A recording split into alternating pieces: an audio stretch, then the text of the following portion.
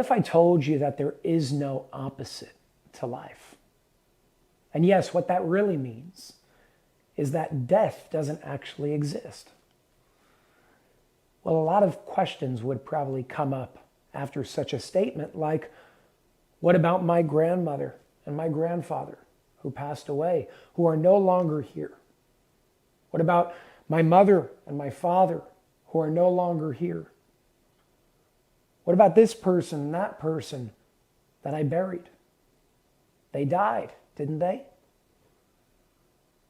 And my question would be, well, how do you define death? You see, there is death that we call death of an identity within the confines of this matrix. But outside the confines and the limitations of this matrix, death is just a word that represents the transformation of life. And in that way, death is part of the cycle of life and only life. There is no opposite to life.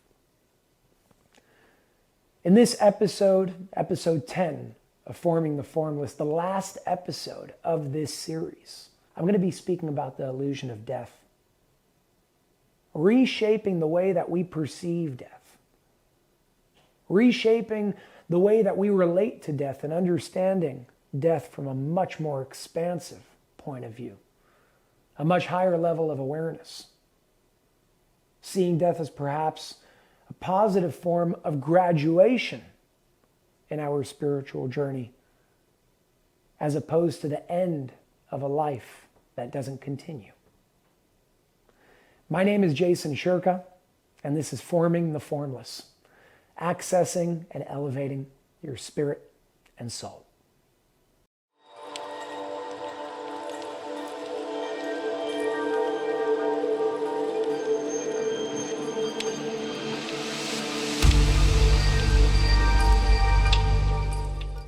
Hello, everybody, and welcome back to another episode of Forming the Formless, episode 10, actually the last episode of this series. First and foremost, I want to say thank you to each and every one of you who made it this far in the series.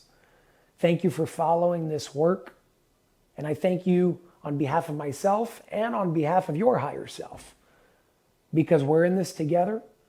And dedication and commitment to learning and remembering everything that's been shared throughout this 10-part series will most definitely help you catalyze your process of spiritual growth. This episode is going to be about the last illusion of the three in Forming the Formless. The first one was separation. The second one was time. And the last one, this one, although there are many more, but these are the foundational illusions, if you want to call them that. This one is going to be all about death, reshaping the way that we see death. Now, I want to begin this episode with the opening quote of the chapter of this illusion having to do with death, because it really sums everything up in one simple sentence, and then we'll dive deeper into some stories and analogies and examples and real, I would say, I was going to say information, but I'm going to say more so awareness, because becoming aware of what's going to be shared throughout this episode really has the potential to change each and every one of your relationships with death, whether it's your own or anybody else's. So the opening quote goes as follows: "Death is not the opposite of life, but a part of it." Again, death is not the opposite of life, but a part of it. The truth is, there is no opposite to life. There is no opposite to life, because what would life come out of if life didn't always exist? Now, this is going to connect back to the ego, because the ego doesn't like things it can't understand. But we're now talking about the realm that the ego cannot understand, because this realm is infinite. Something that's infinite cannot be known indefinitely. Why? Because to know something means to limit all other possibilities. Now you're seeing how everything comes full circle. So I want to tell you all a story of an experience that I had growing up in my parents' home in New York that kind of sparked this fire within me having to do with seeing death in a whole different way. Now, just to be fully transparent, ever since I was a kid, before I was taught and indoctrinated that death is a horrible thing, I actually found it to be very interesting. And I hope that that doesn't come off and out the wrong way. I just always found it very fascinating of what is this? It can't be the end. So where do we go? Is this the process of continuing creation in a way? These were the questions that I always asked myself as a relatively young kid. And don't ask me where they came from, but that was my experience.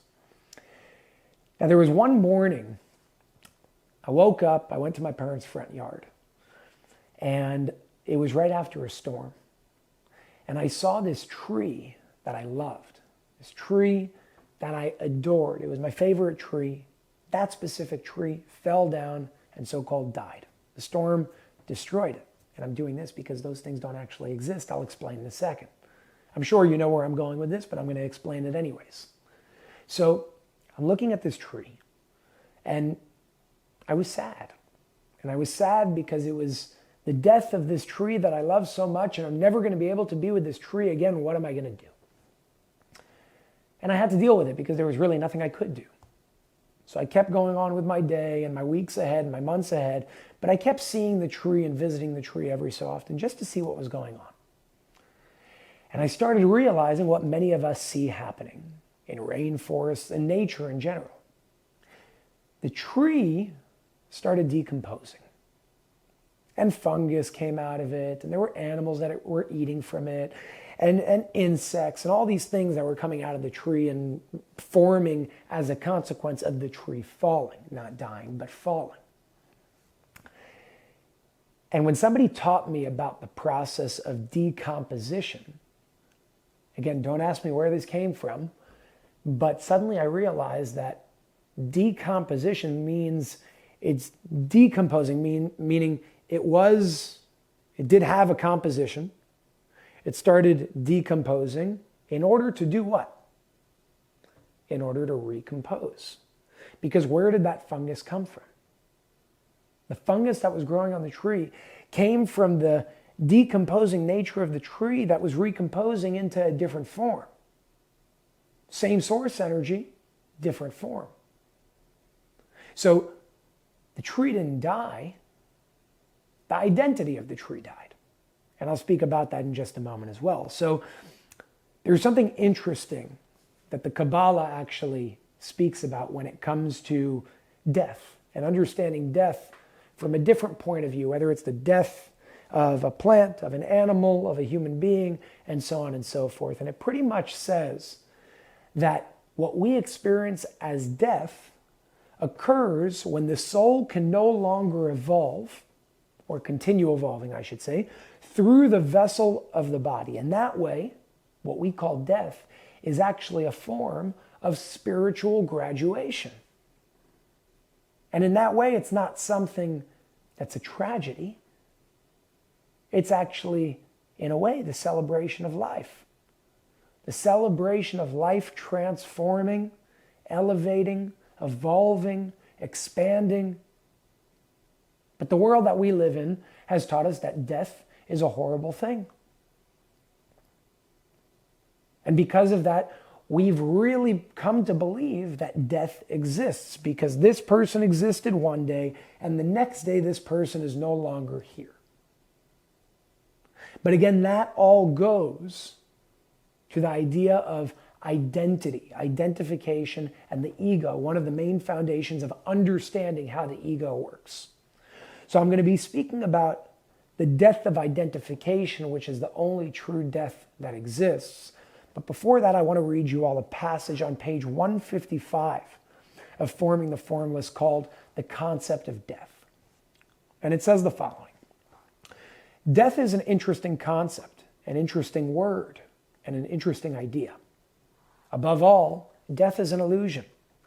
If life exists now, life must have always existed in one form or another.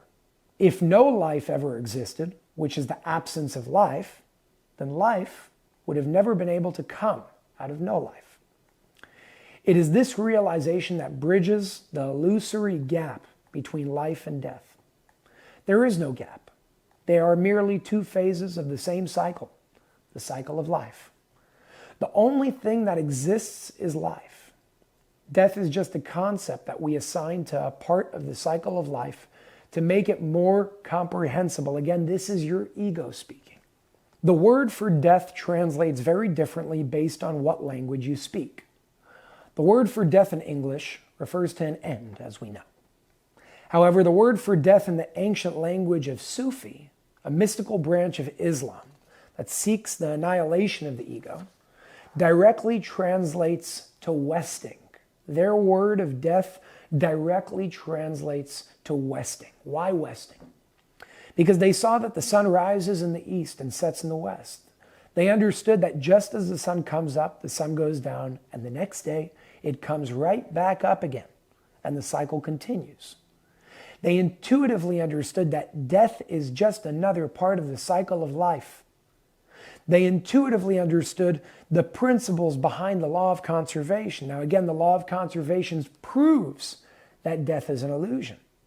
As you know, it states, energy cannot be created or destroyed. The only thing that energy can do is transform. And that's why life is the only thing that exists, and there is no opposite to life.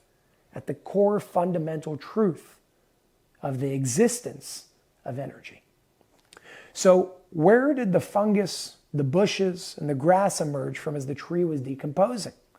The tree. All these new life forms emerged from the energy of the tree. The only difference between the tree, the fungus, the bush, and the grass are the combination of formless energy that each new form takes on. In other words, the way the decomposed matter recomposes. Again, decomposition happens in order for recomposition to occur. That is the cycle of life, and death is just a concept that actually reflects our lack of awareness that there is no opposite to life. In that way, language, and the language of a nation, the language of a people, really reflects our level of awareness. You can see that in Sufism, their language reflects a much higher level of awareness because they call it westing. We call it the end. It's a reflection of what we believe, which is a reflection of our collective state of awareness. This is the cycle of life. Death cannot exist in the cycle of life. Only transformation may exist in the cycle of life. To the human mind, the transformation of one form into another form may seem like death, but this is just an illusion.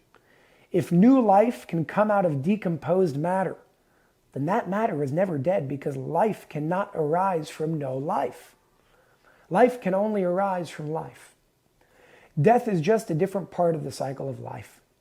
It is the energy of the tree that made it possible for the new fungus, bush, and grass to grow. This is not death. This is transformation. So let's go back to this idea of identity is the only thing that can die. What do I mean by that? Remember, death is an illusion. Death is a concept that actually represents the transformation of life. However, it's difficult to remember that when the ego is in control. Because what does the ego do? The ego says, that is a tree, that is a bird, that is my mother, that is my father. And when the ego is in control without the awareness of energy cannot be created or destroyed, without the awareness that all form stems from the formless, where all potential exists, when we forget that everything comes from life and there's no opposite to it, then we truly believe that the identity that we give a form is what that thing truly is. What do I mean by that? Let's go back to the story that I told you all about the tree. When I saw the tree fall, I was very sad because I said, oh my God, my tree died. But we know that energy cannot be created or destroyed, and we know that the common denominator between the form of a tree and the form of anything else is energy. So it isn't the tree that died. It's the identification of the tree that died. Again, it's not the tree that died. It's the identity that I gave the tree that I attach to the tree that died. The only thing that dies is the identity that we give to a specific form and not the energy behind that form that makes it possible in the first place. And that brings us to the fundamental truth that identity is temporary, energy is not. Now, what I say next is very important. If you believe the identity of the form is all there is, you confuse transformation for death. I'm going to say that one more time. If you believe that the identity of a form is all there is, you confuse transformation for death. What does that look like as opposed to just speaking vaguely? If you believe that the energy behind the tree is the identity of the tree that you gave the tree, you will say the tree died. You will hold on to that identity and be very sad because you thought that that identity was all there is. That will lead you to forgetting that the tree, not the identity, but the energy behind it lives on forever. Just like it's always existed in the first place. Again, energy cannot be created or destroyed. I want to read you all one of the last passages from this chapter all about the illusion of death called Wake Up. On page 159, it says the following. Most of us live a life of illusion. We are asleep. Wake up. You will know that you are awake when you no longer fear your own death. You will know that you are awake when you no longer mourn the death of a loved one. Once you understand that death is an illusion, there will no longer be something or somebody to mourn. On the contrary, there will only be something to celebrate. The day that death befalls you or your loved one is the day that the soul continues into the realm of free and formless expression where they came from in the first place. It is the soul's transformation day, almost like the soul's graduation day. It's a beautiful thing. Why would you be sad that you or somebody else is celebrating their transformation to spiritual freedom? We mourn out of selfishness, not out of love. To mourn out of love would be to celebrate the soul's transformation. You may mourn your loss of their physical expression. However, mourning their death is to be sad about something that never happened. This is not a new idea whatsoever. This idea has existed since the beginning of time and is a basic foundation in all major religions today. Every religion teaches us that death is merely an illusion. Every religion teaches us that the soul outlives the body and the mind. Wake up and your outlook on death will be changed forever. It will no longer be something to fear. It will only be something to celebrate. Your body is the home in which your soul resides in. One day your physical body will have to change form. It will have to decompose in order to recompose. Your identity will be no more, but your soul will continue to manifest different forms and take on new identities. Try to let go of your ego's need to limit the limitless to feel whole. You are already whole on the level of your soul. Dissolve your attachment to the identification you give temporary form, and you will transcend the illusion of death. It is this understanding that dissolves the fear of death. The second you understand what you fear is an illusion, there will no longer be anything to fear. You will be free of fear, free of limitation, and free of illusion. You will wake up. This is true freedom. Letting go of the fear of death will become effortless the moment you realize that death happens to an identification and not to you. The idea over here is to transcend something that never existed to begin with. If it's not obvious by now, we are currently in a spiritual war. Spiritual war means there are certain individuals right now, practically speaking, again, not pushing the narrative of separation or division, just acknowledging what's going on in our physical world. There are certain individuals that are a part of this oneness that are doing their best to make sure that we remain disconnected from the true universal awareness that connects us all.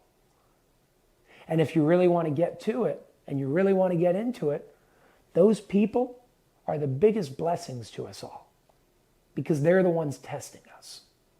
We call them evil. Some call them evildoers. Some call them psychopaths. I call them the biggest blessings to humanity. They are a big part of the reason why we are waking up. They are a big part of the reason why, if not the reason why, the Great Awakening is happening right here, right now, in this present moment. We are here to remember who we truly are, not to put ourselves back together. We're already whole. Wholeness is not a physical experience, it's a spiritual experience. It's not something that you have to acquire. It's something that you have to uncover. You are already whole. And when you transcend these illusions of separation, of time, and of death, not to get rid of them, but just to understand them from a higher perspective. When you apply the foundational laws and the main 6 foundations that were shared throughout the first few episodes of this series, you will be able to think for yourself. You will be able to be the freest you've ever been. You are your own doctor. You are your own leader. You are your own teacher. You are your own guru. You are your own student. You have everything within you to transcend any limitation that you've ever allowed to be imposed upon you. Because at the end of the day, it's me and you who allow limitations to be imposed upon us. Nobody can impose them upon us if we don't let them. I want to say thank you to each and every one of you who have dedicated your time and committed your time to watching this entire series. I ask each and every one of you, read Forming the Formless over and over and over again, and don't treat it as a book. Treat it as a guide. Whatever you're having trouble with, the loss of a loved one, anxiety, depression, foundational parts of yourself, illusions that you're dealing with overcoming, just read that chapter. It's an easy read, it's a short read, and that was done intentionally. The truth has to be accessible and understandable if we want it to be received by the masses. And thanks to each and every one of you, the truth is being shared with the masses. I look forward to doing more series and original series on Unified TV, like Forming the Formless. I do have other ones in mind, like the Pyramid Code and the Language of Energy and Rays of Knowledge and my new book, Accessing Awareness, that's coming out, and many other series that I have planned down the pipeline with myself and other teachers as well. I look forward to sharing them with you. I thank each and every one of you for being a part of this platform, for being a part of this movement. I love you all, and I'm wishing you a beautiful rest of your day. My name is Jason Shurka, and this is Forming the Formless, accessing and elevating your spirit and soul.